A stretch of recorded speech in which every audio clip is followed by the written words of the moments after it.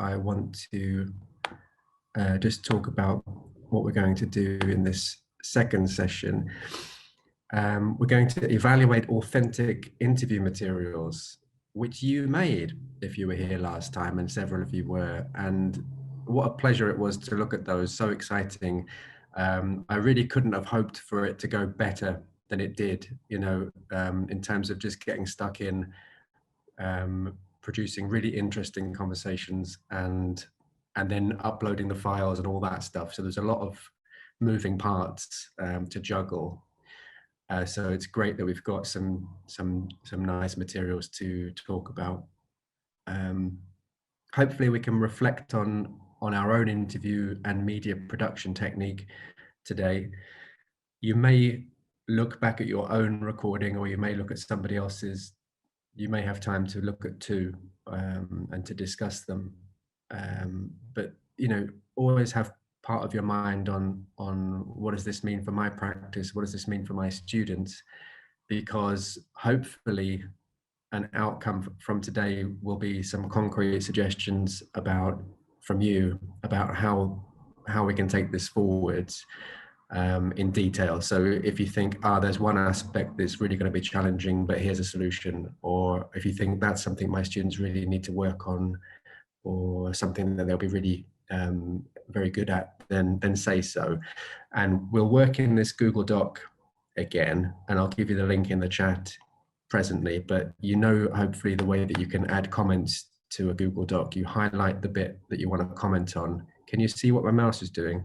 Going up to the top, there's a kind of like a plus, or if you go into the margin, you can see an add comment thing, and then add a comment like that, and then we'll know who made the comment if you've signed in, and it will allow us just to keep all the feedback in one place rather than putting it in the chat and maybe not being able to find it later. So that's the idea for today. I had originally planned to just play you three. When Maria and I talked about this, we were thinking we'll play some clips back, but then we sort of got carried away with analyzing it ourselves a bit, I think. So, but rather than just giving you our thoughts immediately, I think it would be really nice to get you to look at the interviews and make your own comments, and then we can discuss that towards the end, and the conversation can include and move more towards future steps with students at that point. So this original structure is going to be followed quite loosely. So anyway, the introduction at the moment, it's a feedback session based on the interviews recorded 2 days ago. Well done for recording interesting and successful interviews. Really amazing, gratifying outputs. It's great that you're able to get straight into this and do it so interestingly and smoothly, including finding and uploading the files in strange places for many of us. I wanted to ask you immediately, how was it in terms of things like speaking fluently and easily? And because it was a bit striking in light of the survey we started with, where most people were like, I'm very uncomfortable with video interviews. That was the general, and not very skilled in it. And then everyone was just straight into broadcast quality journalism, basically. You know, it was really, really good standard. So does anyone have any comments about how the activity went? Was it surprisingly easy, or did you just manage to ride the adrenaline through it, or what's the explanation?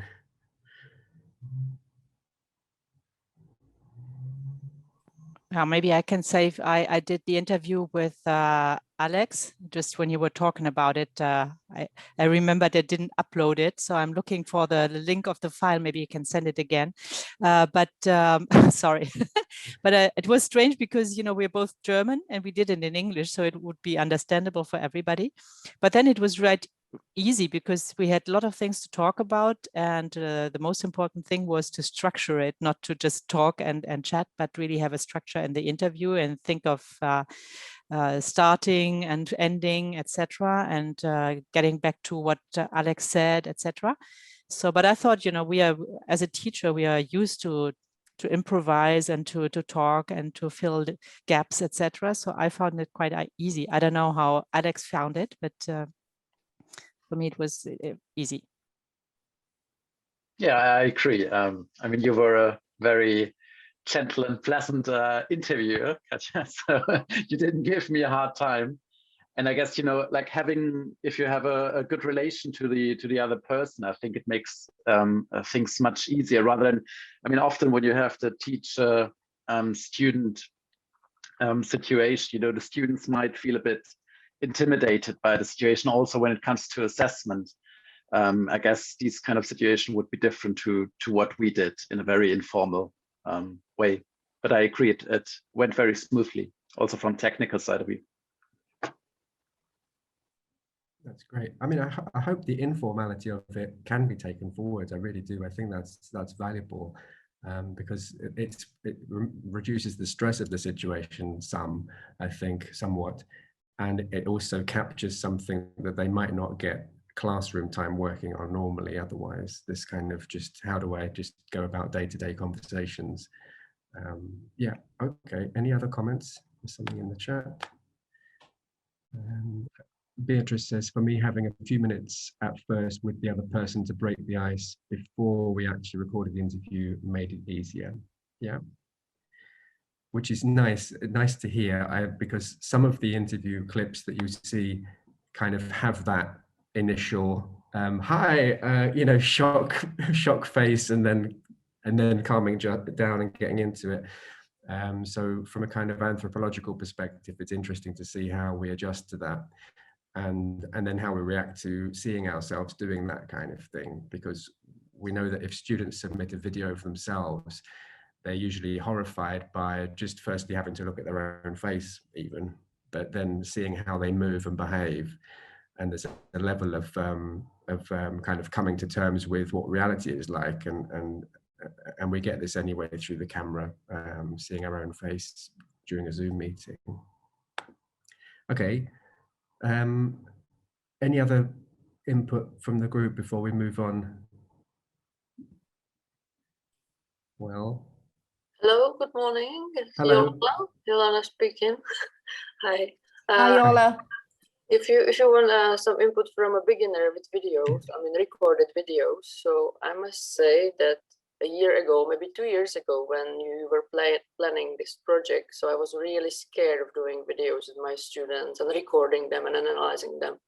But after this year with Teams and Zoom and, you know, this online teaching, I didn't even notice that the camera was on. This has really changed my perspective, and I believe that even the students will be much more comfortable to start recording the videos, because, yeah, I mean, online world has become the new normal in a way. So, yeah. So thanks for this opportunity to try it.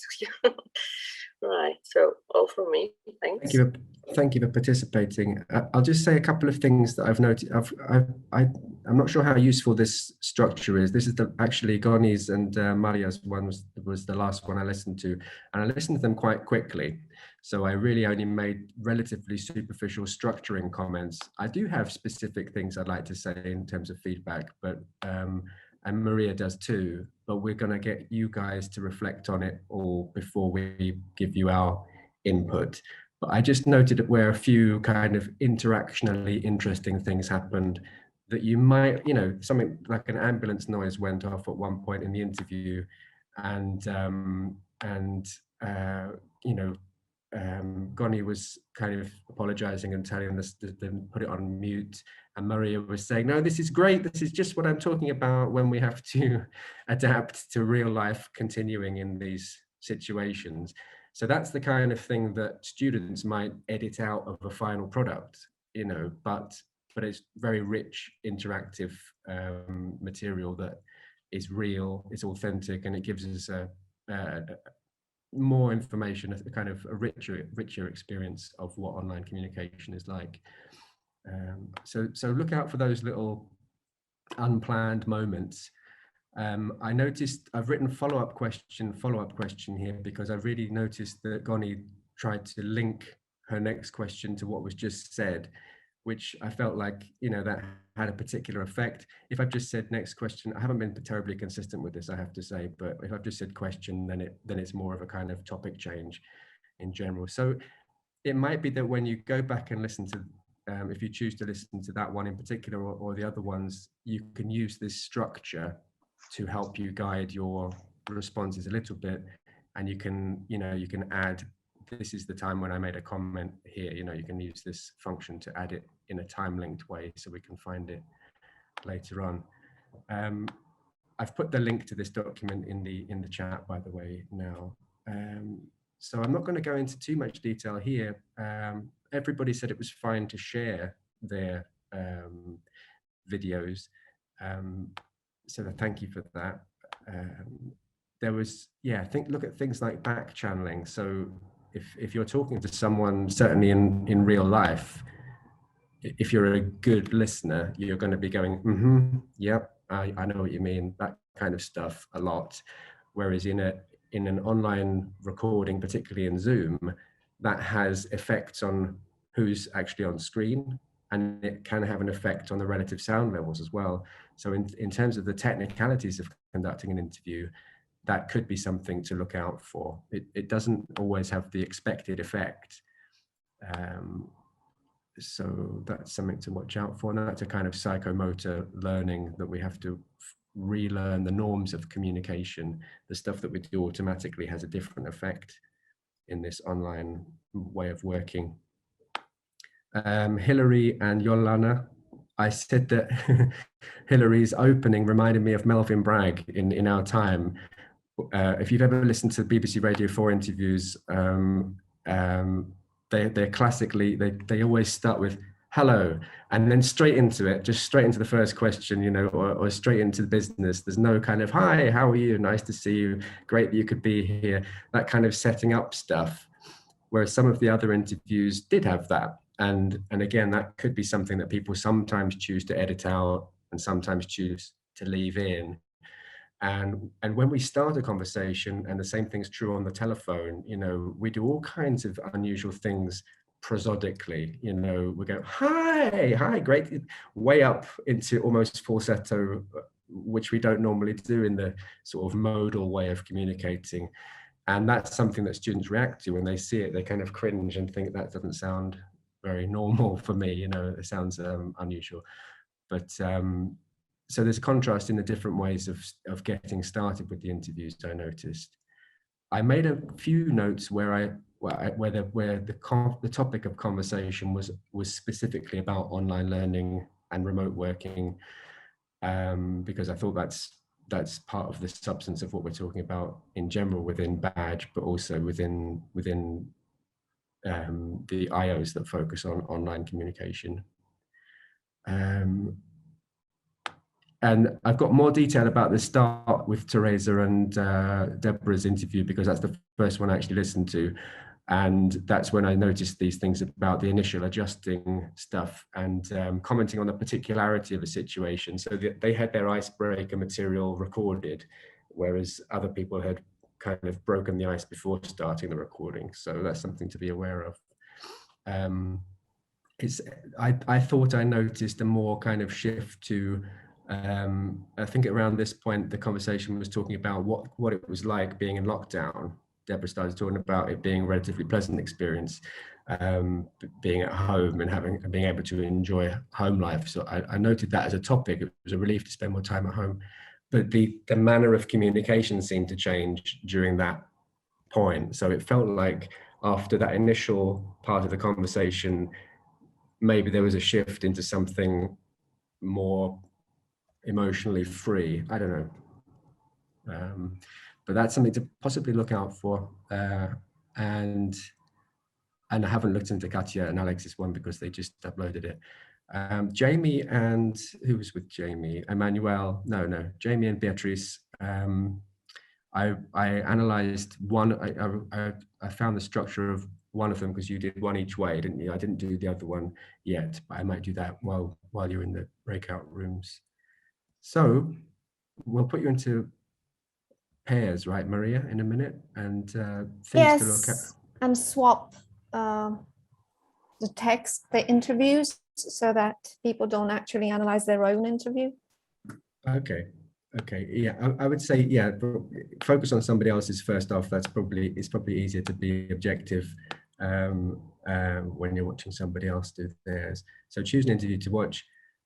Use the timeline structure above, add comments in the Google Doc, and think anything that comes to mind that's relevant and useful pedagogically, and also as part of our reflection on this process. So technical things, non-verbal communication, posture, facial expression. My classic favorite one, horror story for myself when I start a recording, is that I'm never in the right position when I start. So I'm always like over here, and then suddenly I have to kind of go back and refocus. So that also means that any thumbnails of the video that are produced have me kind of like over here doing something facially bizarre. So just before we even press play or record, rather, we kind of have to get into our professional ready face. And if we don't do that, we might evaluate that in a different way. Opening and closing the interview, how do you get started and how do you finish the interview? Those are tricky to do, and there's a difference in the effect it has between having a lot of introductory material and thanking and that kind of stuff versus getting into the topic directly. And you can judge whether you like that opening warm-up stuff, or do you prefer it to be straight down to business? What kinds of questions do people ask? How do they transition between topics?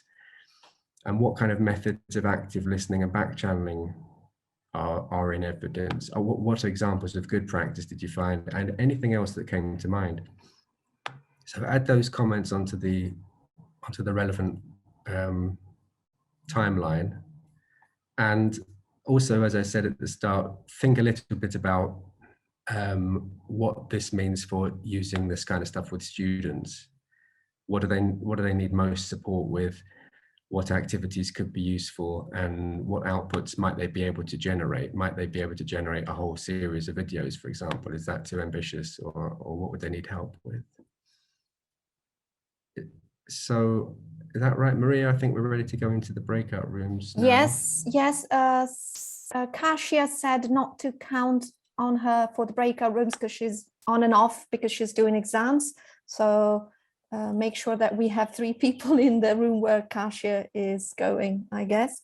And I don't think the same pairs should be working together necessarily, as long as they... This is going to be a logistical nightmare. let's do it random breakout rooms and see how it works. I can't even see the button to make breakout rooms. Do I have the power to do that? At the bottom. You should have. I do have where it. It normally is. You have it. So I think you're going to have. Okay, I'll just go and recreate. There's how many of us want to? It's 4 times 4, so 16. Will you count yourself in? No, that's okay. right. So that's 14. That's then 14. Me and Kasia taken out again. 12. Also, so it's 12. So 6 breakout rooms. Okay, let's see what happens. And usually maybe you can let people choose also. You do it like this, but you can also just let people choose where to go to. I do that quite often with my students. So it should be in progress though. The rooms are open, that's okay. Yeah, we've got them open. Okay.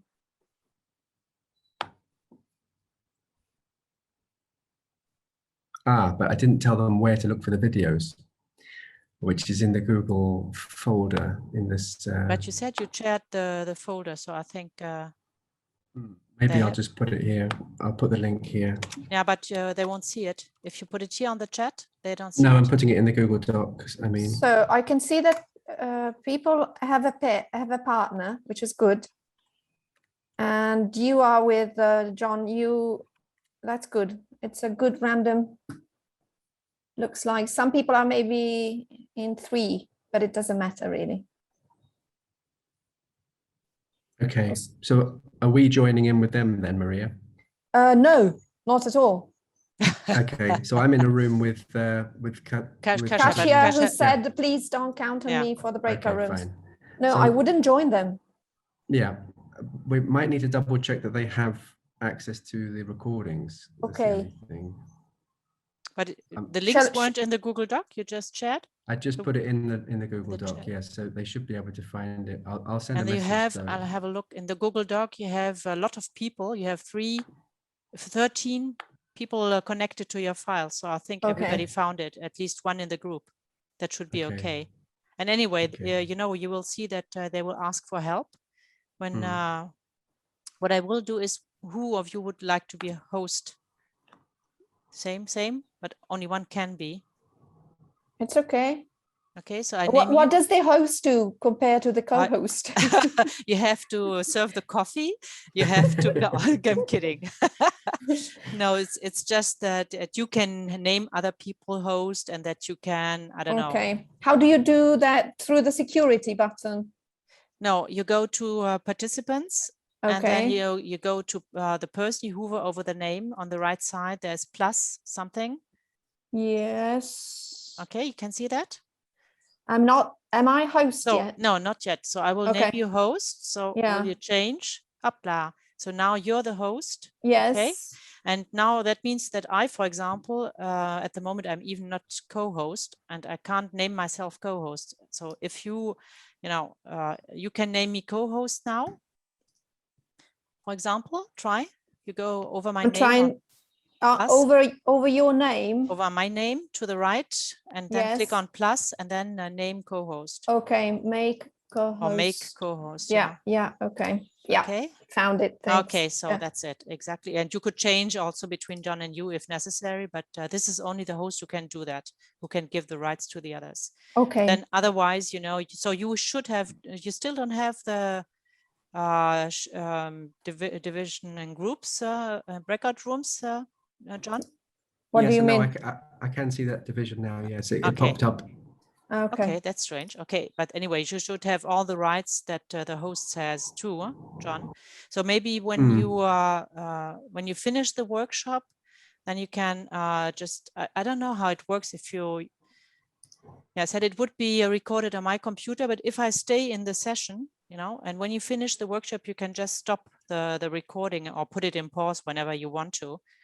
So, but then at the end, just stop it. Otherwise, we will have 3 hours of recording. Will be long to change it. So just stop the recording, and then I will start it again. Then when we start the next session. I'm sorry. I really enjoyed talking to Alexander. I would have liked, but I will look at the other videos too afterwards. For me, I did a lot of interviews with my students because they had partners at another school. For me, the most important point is that usually they prepare it like 3 hours, a 5-minute interview, and then they know it by heart, or they read it and it's not natural at all. That's for me the most important problem. So I always try to tell them, just take notes and don't read the text. But if you're A2 level, it's really difficult. Yeah. But yeah, that's so important to give them some help to feel more free and do it more naturally. Okay. Yeah, I think recording our mistakes and keeping them in and being kind of, it doesn't have to be mistakes, but just the awkwardness, the things that we feel bad about and evaluate negatively, that keeping that stuff in the video, it's useful to just build that culture of let's just do it, let's just put something down. And it takes less time to edit it and all that sort of thing as well, and re-recording. There's no need to re-record it 5 times if it's okay to keep some awkwardness and mistakes in there. But I have some students, they would never, record a video. They only do audio, and I don't really oblige them because I know that some really have difficulties with, I don't know, their faces or whatever. They don't want to appear and don't feel comfortable at all. So especially in the pandemic, I think it was important just to give them some freedom. That's why I'm working with these avatars, because for them it's so easy. Then some are really some are dressing up like if they were themselves. Me, I did that. I even look, okay, I have a blue dress today, so I'm dressing in blue. And some really disguise. So one of the boys came as a girl. They wear costumes or hats or whatever. So it's funny to see how they go into their role then. That's strange, but anyway. Okay, anyway, with Zoom, that if anybody needs help, they can, it will pop up. They will ask you for help to go to the room. and also that you can go from room to room. You're familiar with Zoom, aren't you? Okay. Yeah. Okay, great. Okay, so I think I'll have to leave at 11. Unfortunately, I'm really sad about this, but I can't change that. Don't worry, Katja, you've been doing so much. No, it was a pleasure. I'm just very grateful, as usual, from the very beginning for everything you've been doing for us. Yeah, now, the most difficult point for me was that, I had to move at the same time. So, and my former husband comes back today. So, so I had to take off everything from the apartment and being sure that nothing is left, no trace of me. No, that's not so. Not a problem, of course. He knows that I was there, but I wanted it to be, clean when he comes back. He hasn't been home for 3 months, so this was a bit of stress, to do that at the same time. But otherwise, I like that, and I really liked the form really much better than only doing presentations for the participants. Yeah, it's nice to have workshops. Everyone's so full of ideas, know, and they get so excited and stimulated by presentations that I think you have to have that space for talking. Yeah. And Hillary yesterday said, I didn't recognize until today that I was really starving for professional development. So I really liked that. So it really, she learned a lot and she knew no people. And so that's really interesting. So it's nice to have opened up, even though not a lot of people came, because it's really a stressful time for everybody, grading, etc. But yeah, at least we get to know it a little bit, and so it will be easier to do dissemination than next year. Okay, so I have to be, I don't know if you will be there this afternoon, if we meet again, if you're able to join. Otherwise, we meet soon, I guess. And have a nice workshop then. Thank you. Thank you, Katja. Okay, see you. See Bye. you soon. Bye. Bye. And if there's anything, anyway, you can send me a WhatsApp message. So if there's a problem, you can text me and I will answer. Okay. Okay. Thank you. Hopefully not. Yeah. Thanks. Maria, do you have the power to send a message to the groups? I can't see that option for myself. Usually, how do you do that? In the chat? I think it's either in the chat or it's where you click on breakout rooms. I can. It should say like broadcast to all or something. Okay, like broadcast message to all. Yes. What do you want me to send them? Well, nothing much, but that's where we will say like 3 minutes to go. Okay. I was thinking of sending them a thing to say this, you can find the files in the Google Doc, but they probably already have by now if they haven't asked for help. Yeah. How long are we giving them? No idea. I don't know how long they've been in there or what's going on. I think they've been in. At least another 15, 20, perhaps even 20 minutes to give them time to make notes. Because I said that they should have 30 minutes. Yeah. Okay, good. Very good. But as you said, let's see if they start producing comments. Maybe send the broadcast thing. Remember to add comments to the. Shall I do that? Yeah.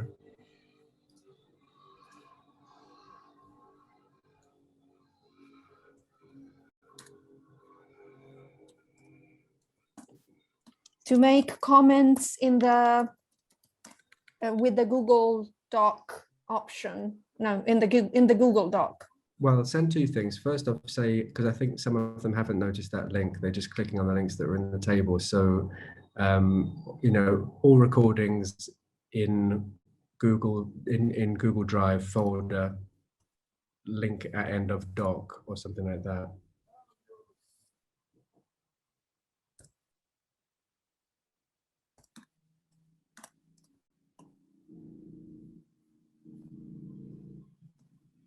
Okay, and then please remember. Yeah, remember to add your comments to the blue table, to the timelines or something.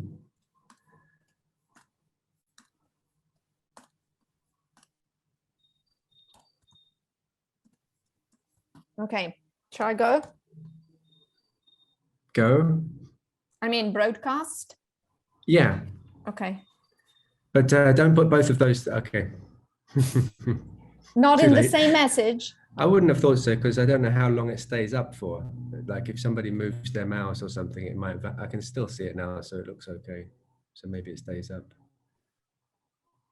Okay, I need to add a frame or two to my thing. I was adding frames, just frames.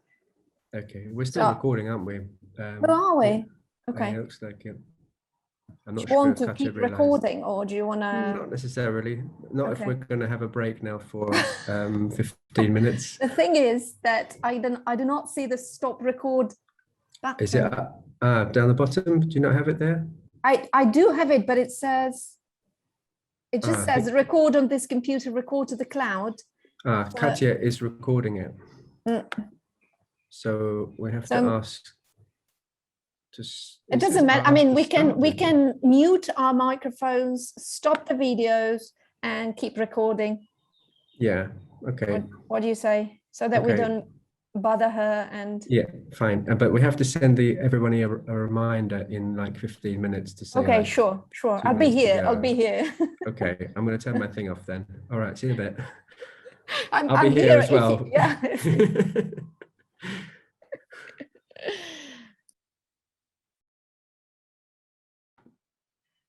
Maria. Hello, John. Hi, could you send another reminder to them to add comments? Because Sure. I think only a few people have, and we probably want to be wrapping up quite soon, I guess. Okay. Shall I tell them you have another, how many minutes? 4 or 5, say 5 minutes. Okay. Last 5 minutes. Please. I'll first send the please remember to add comments.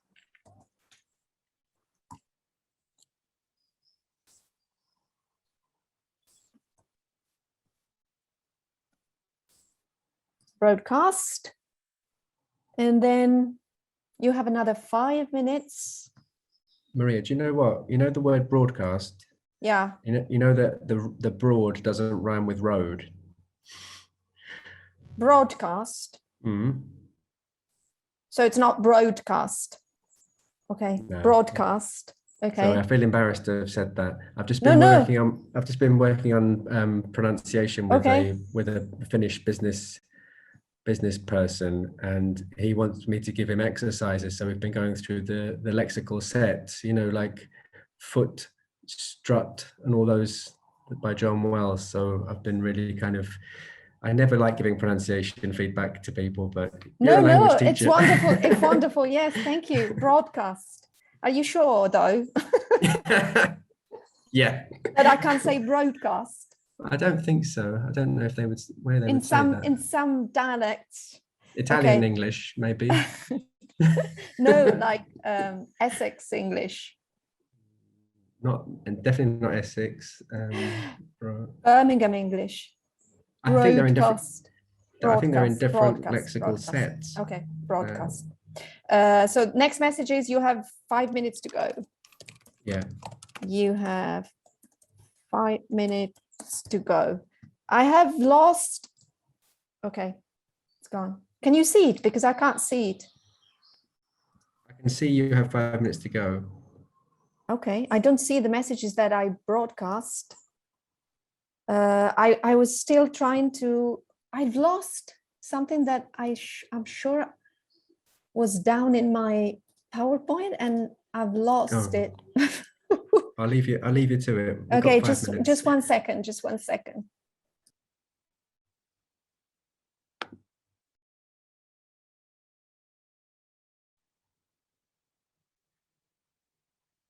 It's probably time to bring them back, Maria.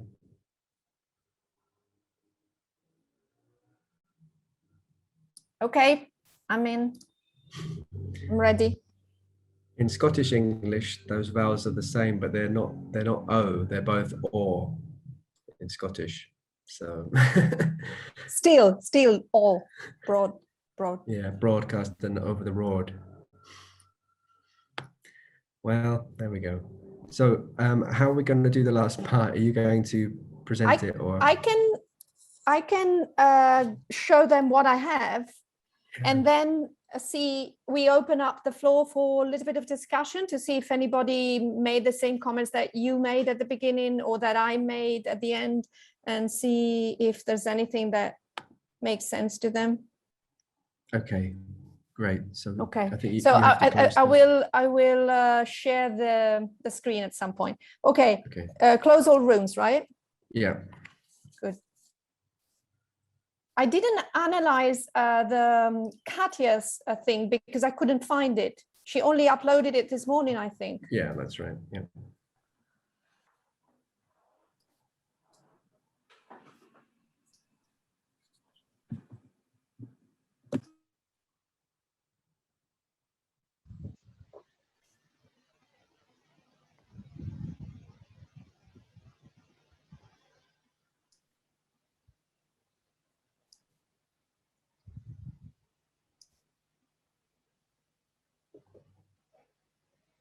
We're still waiting for people to join. The awkward Was minute. that enough time, or was that too much time for the activity? There's never too much. You can always have some conversation about all sort of things. So I think it was fine. Okay. Oh, that was funny. Yeah, we were trying to get the last bit in before it closed out. Yeah. That was really good. Thanks, Maria. This is a great workshop. Good. So I'll show you some of my comments before you tell us some of your comments. And I think the idea is that we bring everything together, what John said at the beginning in terms of analyzing the structure and the development of the interview. What I'm going to tell you, which is more on features of shooting a video, and perhaps your comments, and see if we come up with anything which is worth reusing with the students. Okay, so I'll share my short PowerPoint.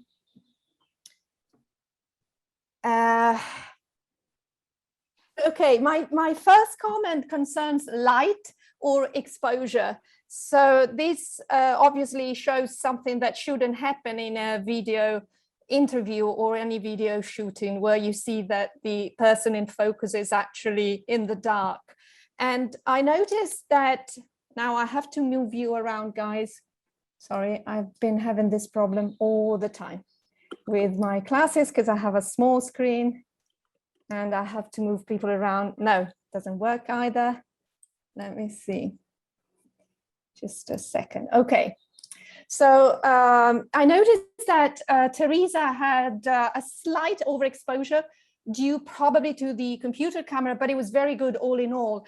Whereas with Deborah, in Teresa and Deborah interview, the camera, which automatically adjusts to the light of the central spot when Deborah was moving, was then changing the adjustments so that you get this overall effect of light changing in the surrounding environment. And I made a note on some of the footage. With Goni, light from behind, you notice that in some people, light comes from behind and from natural rays. The curtain is drawn, so you don't get the diffuse light, whereas it's good to actually have a diffuse light. Also, Maria, throughout the interview, the light comes from the right-hand side only, so half of the face is actually in the dark. So the light basically should be diffuse as much as possible, and it should come from the front to avoid shadows on the face. And I have here some of the screenshots that where you can see that. So you see with Deborah, you need the movement to see these adjustments, but you see again, the light is coming from one side. It is diffuse because you have the curtain. Teresa is quite well illuminated. You see the problem with Goni, and this is throughout the interview again, light, curtain drawn and light coming from one side and from behind. And Maria, again, half the face is constantly in the dark. So that is something that is to be paid attention to when you shoot a video, even on Zoom. And do you want to make any comment on that? I can. I don't see you any longer, guys. So sorry, that's me. That's Deborah laughing because I do it on purpose so that they can't. That's for my students, so that the videos that they have on Google Drive and things, don't see everything. And I know that it's not professional, but I think I almost do that on purpose so that, you know, I'm kind of like in the dark over here. That's really funny. Thank you. Okay. The other thing we have to pay attention to is composition. So you see the guy here is just on one side of the frame. So in terms of composition, basically on Zoom, you have one type of shot, which is the close-up, or you have different types of close-ups, but it's more or less one type of all the types that you see here on the screen. And the other, so there's two things that you can monitor, what is called headroom and what is called nose room. So basically the space you have between the top of your head and the image that you shoot in, the frame that you're shooting, and the distance from your nose and the side edges of the images. So let's see, well, this is the golden rule that should apply to any picture, any frame that you're taking in terms of composition, where you can imagine you can divide your space into 3 times 3 quadrants, and the object of focus should either be in the central one or on one side, on the other side, depending, of course, on what you're shooting. And imagine you have this kind of landscape, you might have 1/3, 2/3, or the other way round. So in the types of shots that we got in the interviews, so in general, check for head and nose room. For head, what is recommended is minimal space between the head and the image that is being shot. In this way, you get a fuller composition. It looks nicer and also more natural. Hillary has just the right composition, so does Jamie. Yola adjusts it during the interview and moves more to the right, not to interfere with the chandelier above, and to include part of the background in the shot. I'll show you the 2 frames in a moment. Beatrice is never on camera. So you look for the spotlight function that we had mentioned, and yet, Beatrice, you do not appear, whether you are interviewing or you are being interviewed. We never get to see you. So I don't know what happened there, but I don't know either. I don't know, because we've been working on Teams a lot and not on Zoom. So right. I don't actually have the app installed on my computer. I'm on the navigator, and I think it's because of that I don't have the feature. I don't know, maybe, possibly. Maybe right. I'm going to find excuses for me not finding the feature. Okay, yes. The composition in Jamie's shot was just right. As I said, the headroom is good. You see also something about his gestures. So you see when he uses gestures, you actually get to see them. So it's very good composition. At some point he says it's a balancing act, and you can actually see the gesture that is reinforcing the verbal message. In Maria's shot, there's too much headroom. And see that what I was trying to, you see that Hillary is just in the very middle of the frame. You see that, Maria, you have too much space between top of your head and what is above, besides having this picture hanging that is also a little bit confusing, perhaps, in terms of shot. And you see how Yola changes, and the frame on the right-hand side is actually very good composition, because her image doesn't interfere with the chandelier, and you get the plant in the background. So it's everything is quite balanced. I don't know if you have any comment on that, or anybody has any comment. I think that I also have Jamie here. You see how even the head there is almost cut, which is good, because you actually see him centered. No comment? Yes, I have one comment. Yes. I'm sorry, I didn't prepare the setting. I'm sorry for that. I didn't really realize it, that I should prepare my background. Sorry for that. No, actually, Yola, this is good. I'm just showing how in the right-hand setting, this is just really nice. Right-hand frame, this works really nice. I'm just saying in the one on the left, there's more interference in terms of what is in the background and what is in the foreground. Do you see what I mean? Yes, I understand. I kind of feel embarrassed a bit. Yeah, my room is not the perfect place for recorded interviews. But yeah, let's move on. No problem. Okay. So sound is the other thing that you have to pay attention to, obviously. It is very good with Teresa and Hilary, who are using headphones and an external microphone. You can really hear them really, really well. In some other instances, the sound is a bit distorted. And that, of course, is a good, I mean, again, a way to a successful interview is to make sure that your sound is good if you want the interview to work. That sound is one of the common mistakes apparently in video journalism by non-professional journalists. I don't know if you have any comments on the sound, if you noticed anything, but there were differences in the interviews.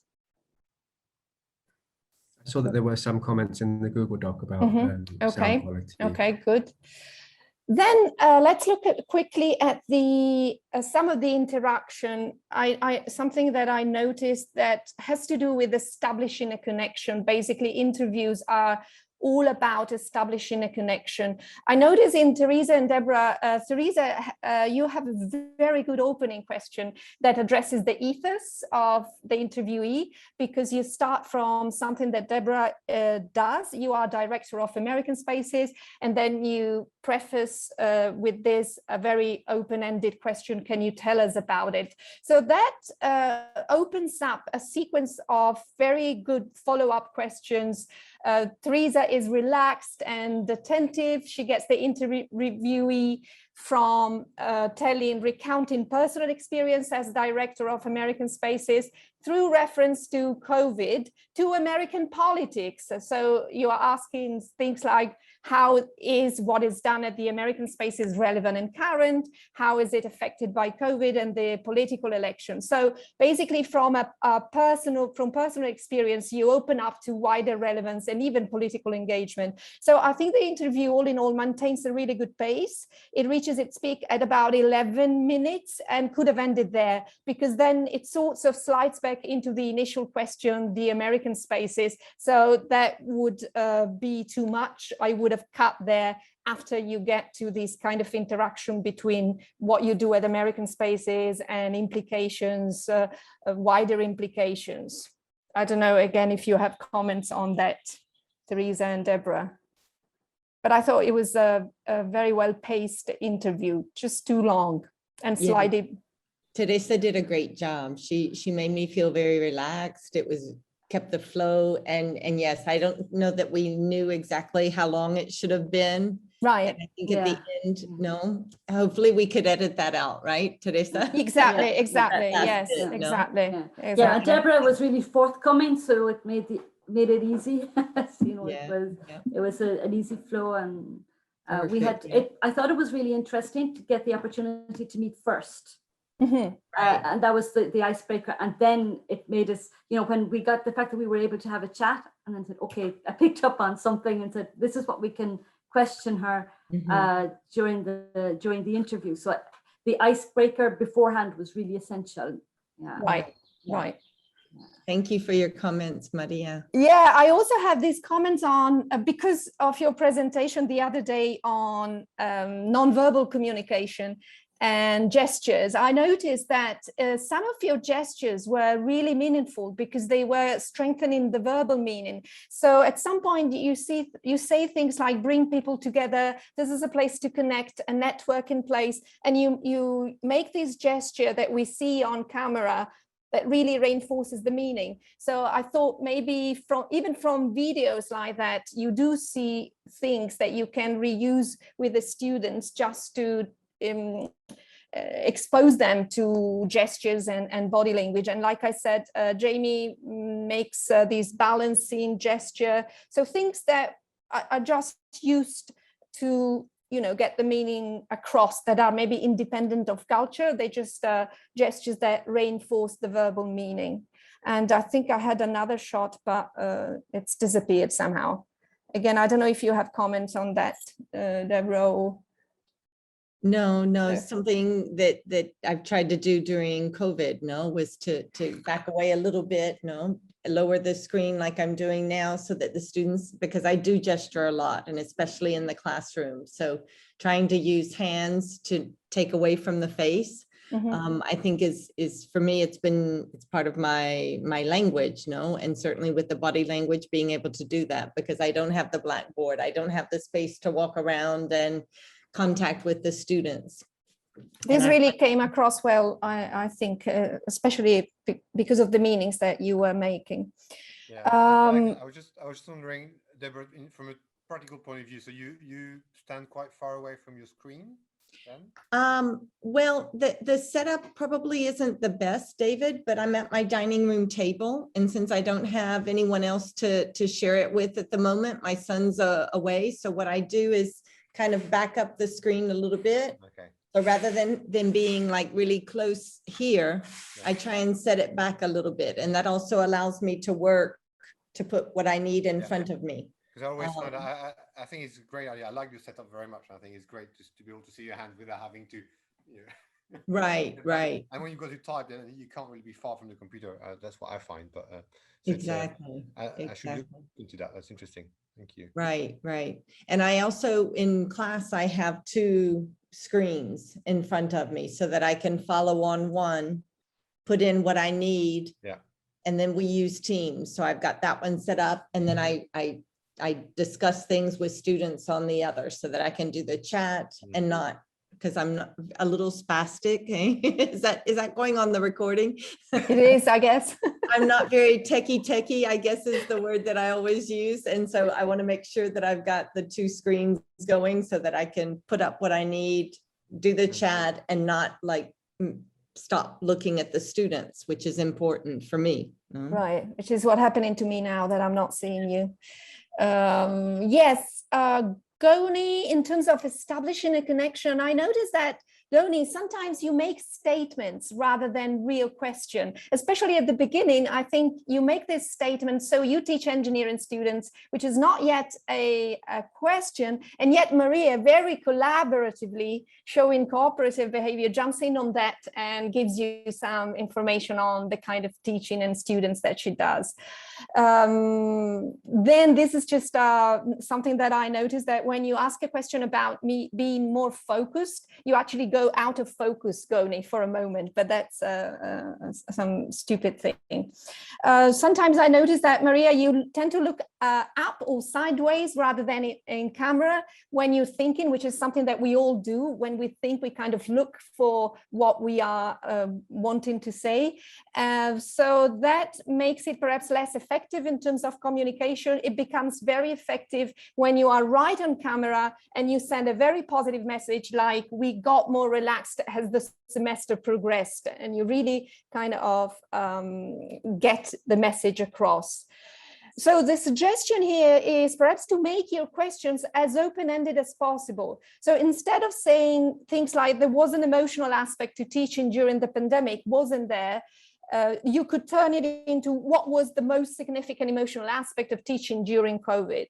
So I think that is perhaps a piece of advice to keep the interview flowing, to make your questions really open-ended, using how and what.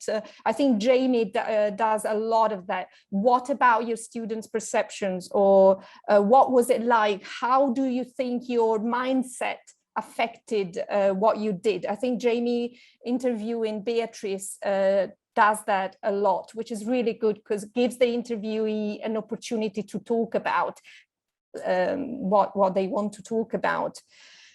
I noticed that in Hilary and Yola's interview at the very beginning, although Yola is the interviewee, she asked questions. There's a kind of informal conversation about, have you been to Prague or have you been to Brno, perhaps used as an icebreaker. But again, Hilary handles the interaction in a very natural way, in my understanding. And sometimes she uses prefaces like, you said that.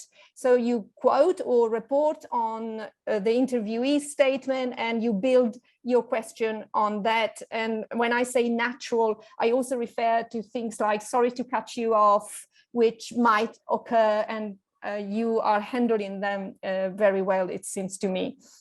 So you see what I mean by very open-ended questions, things like Hilary asking, what was for you the big takeaway from the pandemic professionally and personally? Any comment on that? I wanted to say that I did it sort of on purpose, because we had been, it was really nice because Maria is very open and she's very easy to talk to. So we did something very different in the icebreaker questions and the icebreaker session.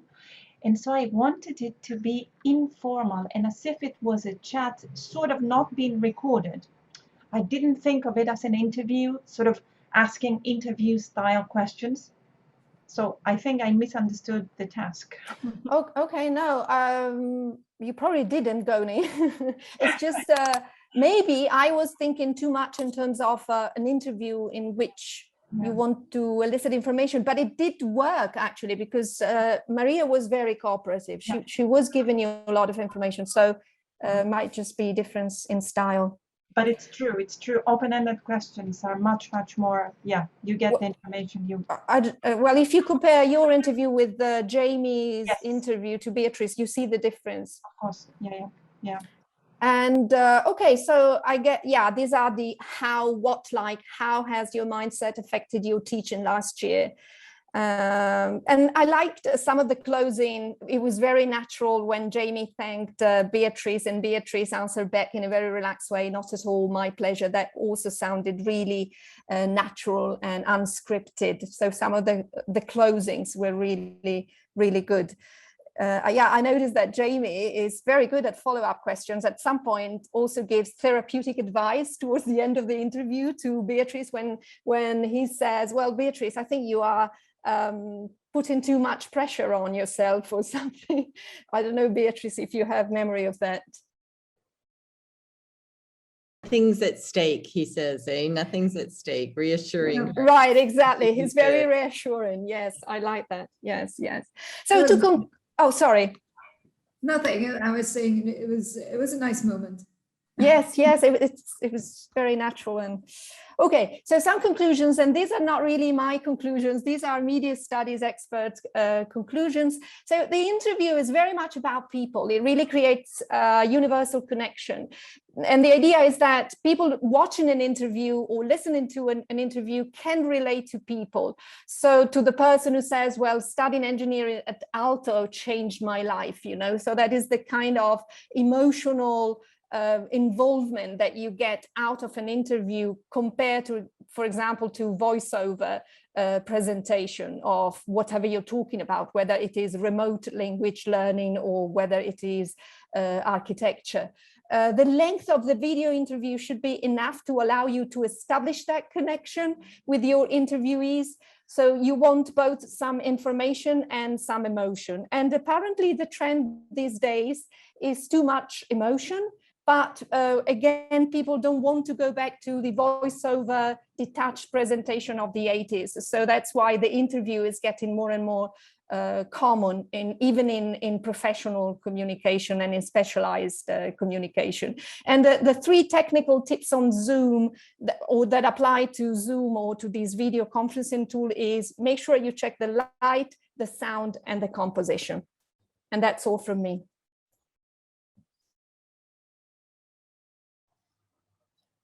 So I'll stop sharing. Thank you, Maria, for bringing all that together. I just wanted to say that we're pretty much out of time. We've already actually gathered lots of ideas from your points and from seeing what you've done. And I hope that Google Doc can carry on being a place for conversations if you didn't get a chance to look at everything and to respond to each other. But I noticed the word fun came up several times within the comments. And the point that was made just now about that kind of genuine emotional connection. All right, maybe emotions are getting too much now. Maybe it is too much. I don't know what the global trend is, but a therapeutic moment in a conversation on camera, that's great, isn't it? I mean, how about that?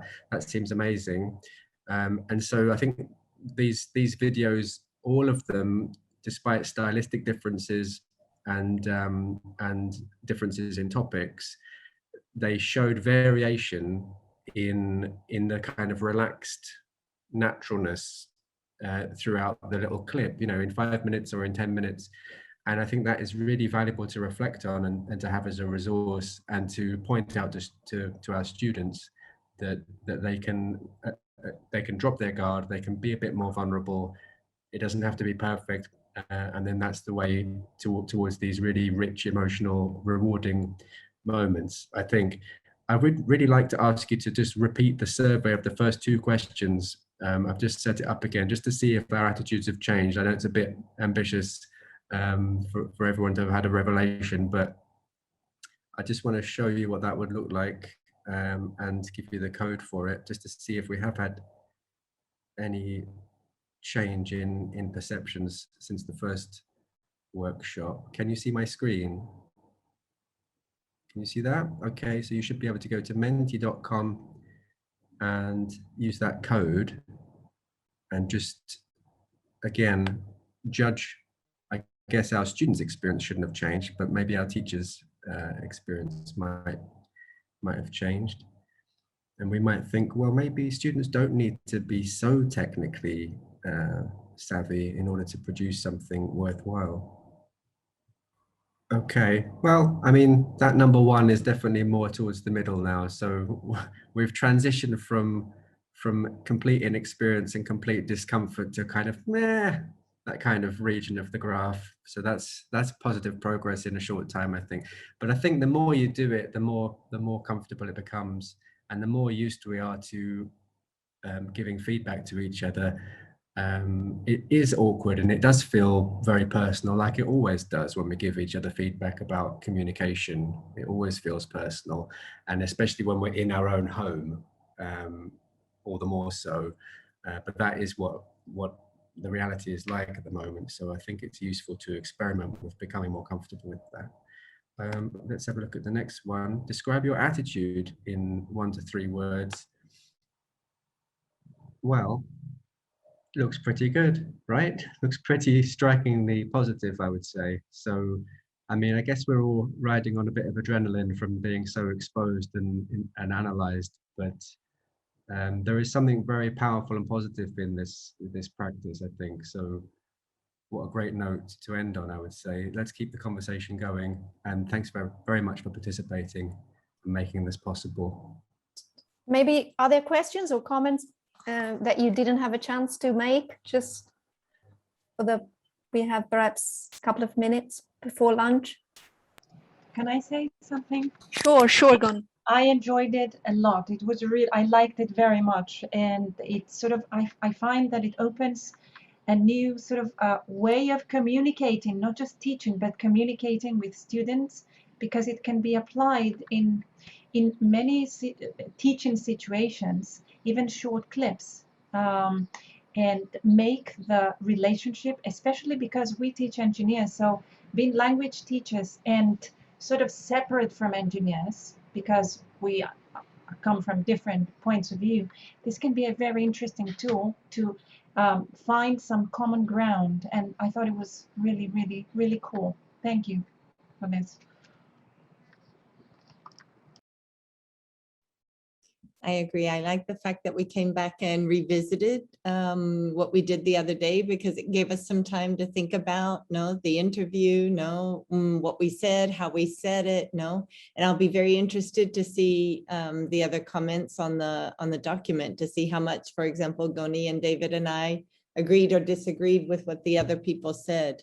So thank you so much for this introduction to videoing and using it with the students. I think it'll be very, very useful.